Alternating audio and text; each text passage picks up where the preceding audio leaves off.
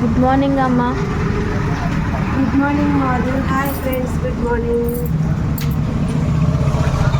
ఏం చేస్తున్నారు అందరూ? కాఫీలు టీలు తాగారా?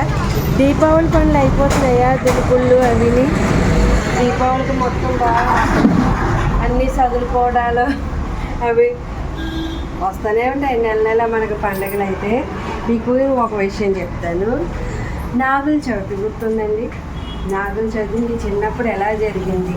90లో మా చిన్న వయసులో నాగుల చవితి అంటే చాలా చాలా అందంగా, ఇప్పుడు చెప్పుకోవడానికి ఎంతో గుర్తులుంటాయి, తీపి గుర్తులుంటాయి. ఇప్పుడు నాగుల చవితి అంటేనా ఏదో స్కూల్ టైంలో వెళ్ళి గొప్ప వెళ్ళి అలా వెళ్ళి వేసొచ్చేయడం.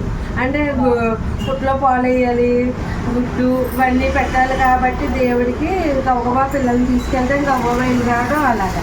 కానీ మా చిన్నప్పుడు అలా కాదు, చాలా చాలా బాగుండేది. నాగుల చవితి అంటే చక్కగా అమ్మలందరూ కలిసి ఒక చోట చక్కగా రోడ్లో నువ్వులు ఉండలు అవి దంచుకోవడాలు, చలిముడి చేసుకోవడాలు. మేమేమో పిల్లలందరం ఒక చోట ఉండి చక్కగా పాము పదగా అని చెప్పేసి పసుపు కుంకుమతో అట్లతో కూడా చేసేవాళ్ళం. గుడ్లకి పసుపు రాసి బొట్లు పెట్టేటోళ్ళు. చక్కగా సరదాగా రోడ్డు మీద నడుచుకుంటూ తోటల్లోకి వెళ్ళి ఎక్కడ పుట్టుందో నెతుక్కొని అక్కడ వేసేవాళ్ళం. రోడ్డు పక్కన కాలువలు ఉంటాయి కదా, పిల్ల కాలువలు అవిని, అందులో పాము చూడాలని అట్లా ఇంకా చూస్తూ వెళ్ళేవాళ్ళం. బురద పాము కనపడ్డా సరే, నాకు పాము కనపడదు, నాకు పాము అని అంతా ఎగురుకునే వాళ్ళము.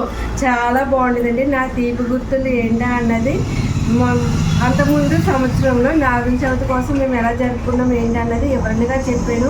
ఆ వీడియో ఈ వీడియోకి లింక్ పెడతాను. అసలు చూసి తప్పకుండా వినండి. మీకు ఎలా అనిపించింది, మీకు కూడా ఇలాంటి జ్ఞాపకాలు ఉన్నాయా లేదా అన్నది కమెంట్ చేయండి.